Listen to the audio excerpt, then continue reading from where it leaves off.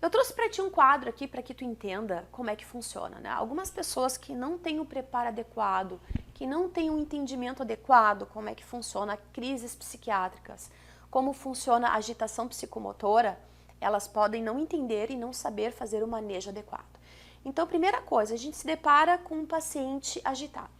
Se esse cuidador, se essa pessoa, se esse familiar não tem um entendimento que é uma crise psiquiátrica, que não é algo direcionado para ela, esse cuidador pode achar que essa agitação, que esses insights de violência estejam direcionados a ele, ao cuidador, ao familiar. E aí o que acontece? Esse acompanhante, esse cuidador, ele se sente assustado e se sente encolerizado, ele fica com raiva, porque se a pessoa ela não tem entendimento que isso é uma patologia, uma doença, é algo que está fora do normal, ele vai entender que essa agitação, essa agressividade está direcionada a ele, ao cuidador, e não necessariamente. Então é extremamente importante que os cuidadores, que as pessoas que lidam com pacientes psiquiátricos ou que têm uma potencialidade psiquiátrica entendam que uma crise nunca vai ser direcionada a uma pessoa, ela simplesmente acontece. É uma disfunção, é uma alteração em que a pessoa fica no estado em que ela está, apresenta essas crises,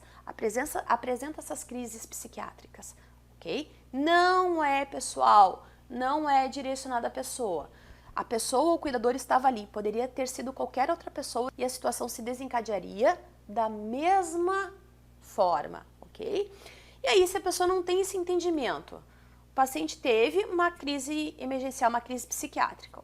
O acompanhante, o cuidador, não tem entendimento que isso é normal, que isso pode acontecer, que esse paciente é psiquiátrico, que não é direcionado a ele. Se ele não entende isso, ele pode retribuir, inclusive, essa crise psiquiátrica com violência e agressividade contra o paciente. Quer dizer, o paciente teve uma crise psiquiátrica, o cuidador ou familiar não entendeu que é uma crise psiquiátrica emergencial, né? Levou para si, achou que era pessoal, achou que era direcionado ao cuidador. E esse cuidador, esse acompanhante, ele se torna violento contra o paciente. E aí a gente vai fechando um ciclo extremamente prejudicial, tanto para o paciente quanto para o acompanhante, né? Aí o paciente, ele busca se defender ou fugir e ele se torna mais agressivo. Aí o cuidador se torna mais agressivo, o paciente, ele se sente acuado, fica mais violento e aí a consequência disso pode ser trágica, tá? Então, de novo, é importante a gente reconhecer uma crise psiquiátrica para a gente não entrar nesse ciclo que eu estou te apresentando aqui, para que a gente possa cortar esse ciclo, ok? Entender que não é para mim, que o paciente ele está passando uma crise e ele precisa ser atendido e auxiliado, ok? Belezinha? Então, vamos lá. Violência.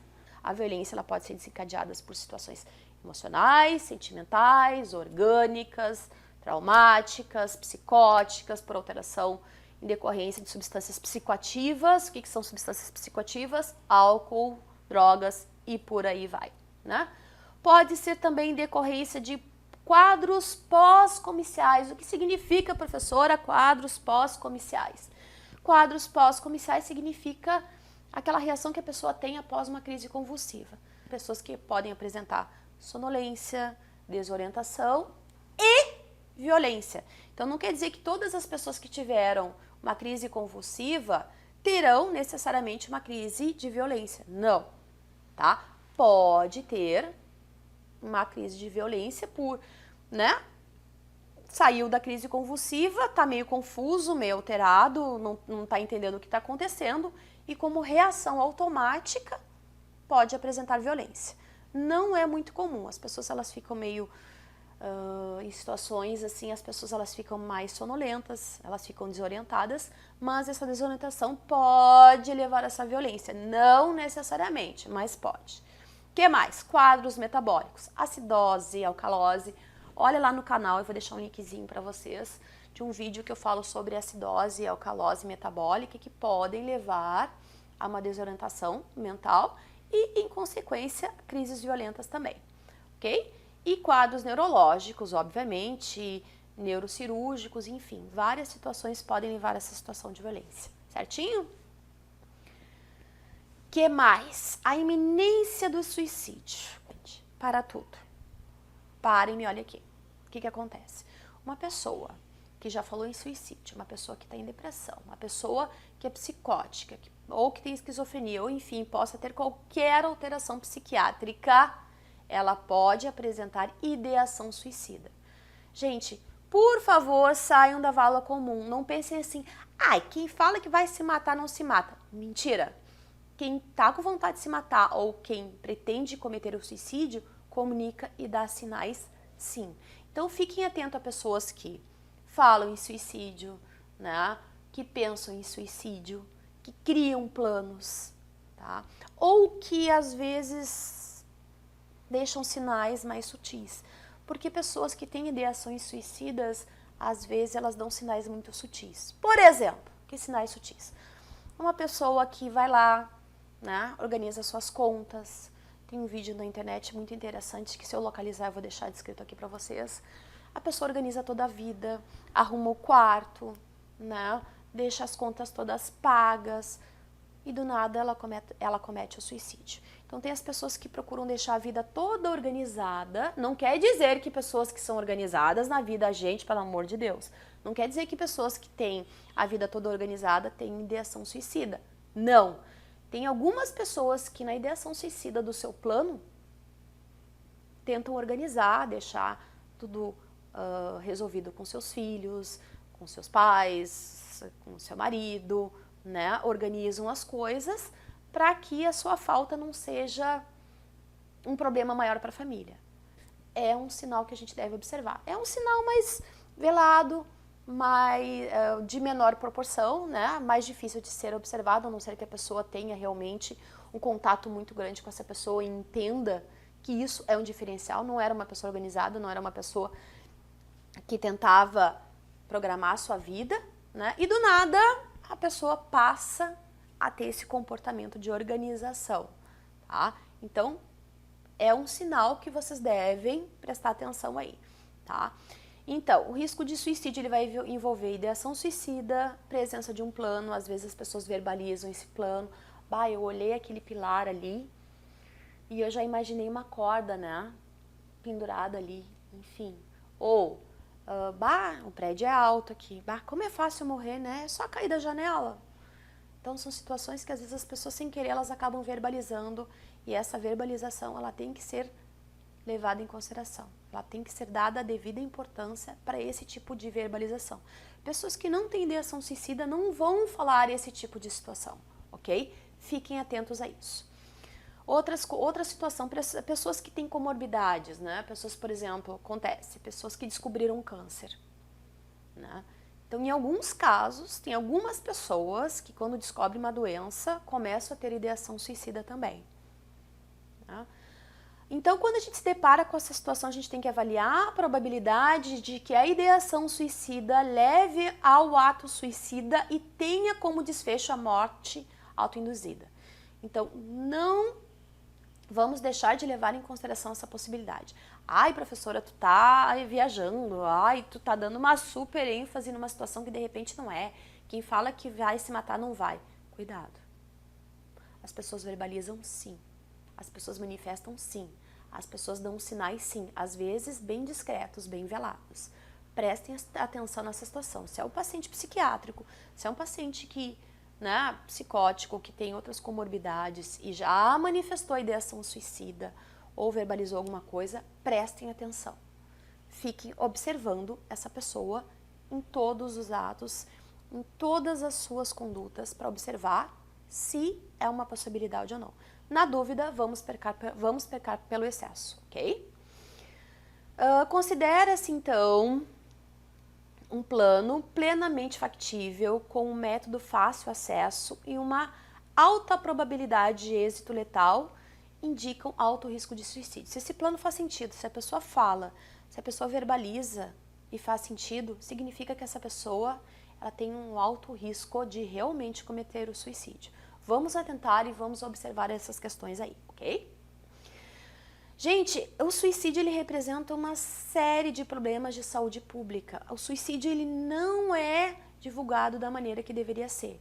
Existe um código, acredito eu, de ética dentro da questão de divulgação, dentro da questão de publicação de dados, que não nos deixa entender exatamente os dados epidemiológicos a respeito do suicídio, né? Os repórteres, os jornalistas, eles não comunicam suicídio, porque eles acreditam que se falar em suicídio acaba estimulando. Então, dificilmente vocês não vão ver reportagens, casos, informações que falem, que retratem suicídio, né? O jornalismo, essa parte de divulgação, ela é muito velada, é como quase que se fosse proibida, porque acredita-se que quanto mais tu divulga, mais tu fala, mais tu induz, o que não é uma verdade, o que não procede, tá? Então, o suicídio ele vem aumentando muito nas últimas décadas, virou um problema de saúde público e, segundo os dados da Organização Mundial de Saúde, o suicídio está entre as 10 causas mais frequentes de óbito e ocupa a 3ª posição entre as causas mais frequentes de morte da população ativa, entre 15 e 44 anos de idade. Muito preocupante.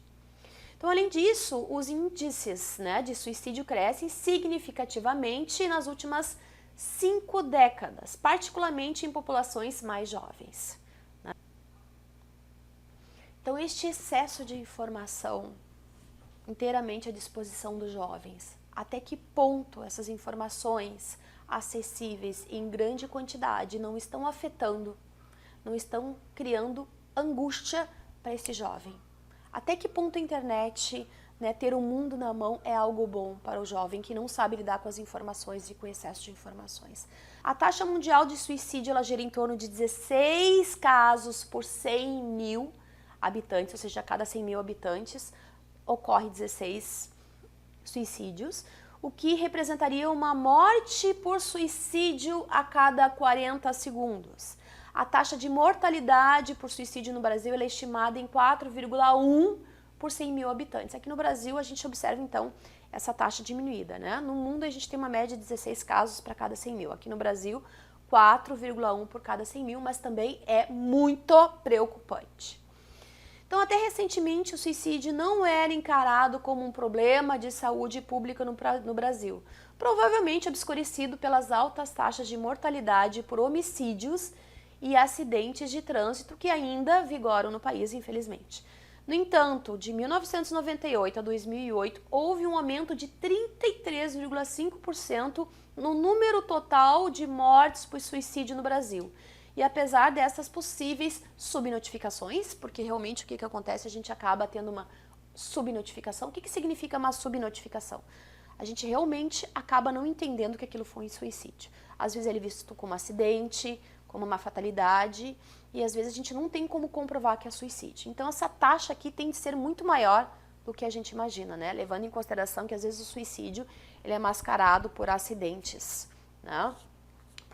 Por causalidade, que não procede. Então o suicídio é a 3ª causa externa de morte no Brasil. É muito preocupante. De novo, que pode às vezes estar obscurecido por acidentes, por fatalidades, situações aos quais a gente não consegue comprovar que foi um suicídio. Porém, os familiares que convivem com essa pessoa, que sabem que essa pessoa, né, é depressiva, já falou em suicídio, já apresentou ideação suicida, provavelmente a gente sabe que aquele acidente, aquela fatalidade foi em decorrência do suicídio. Mas a gente não tem como saber justamente, né, por essas questões de subnotificação. Certo? Vamos falar sim, vamos falar mais do suicídio. É importante que a gente entenda que as pessoas sofrem, que as pessoas pensam e que em decorrência de algumas situações ela pode consumar o fato. Cuidado, as pessoas elas verbalizam o que elas pensam. E se ela verbalizou é porque esta pessoa pensou. E se essa pessoa pensou, procura ajuda. Um psicólogo, um psiquiatra, principalmente na população mais jovem que está lidando com esse excesso de informações aos quais elas não estão dando conta. Ok? É importante enfatizar que, ao contrário do que prega o senso comum, a que eu tinha te dito anteriormente, falar sobre o suicídio não tem a capacidade de induzir o comportamento suicida. O que se sabe de fato é que o efeito em geral é o contrário. O paciente ele se sente aliviado em poder tratar de um assunto tão delicado e carregado de preconceitos com um profissional de saúde genuinamente interessado em ajudá-lo. Então, falar sim é importante, principalmente como uma pessoa que está preparada para escutar as angústias, né, e as incertezas daquela pessoa que apresenta a ideação suicida, ok? Manejo. Galerinha, o nosso vídeo ficou muito longo, então a segunda parte desse vídeo, que é sobre manejo, fica para a próxima aula. Beijo no coração, até aqui a pouquinho. Fui!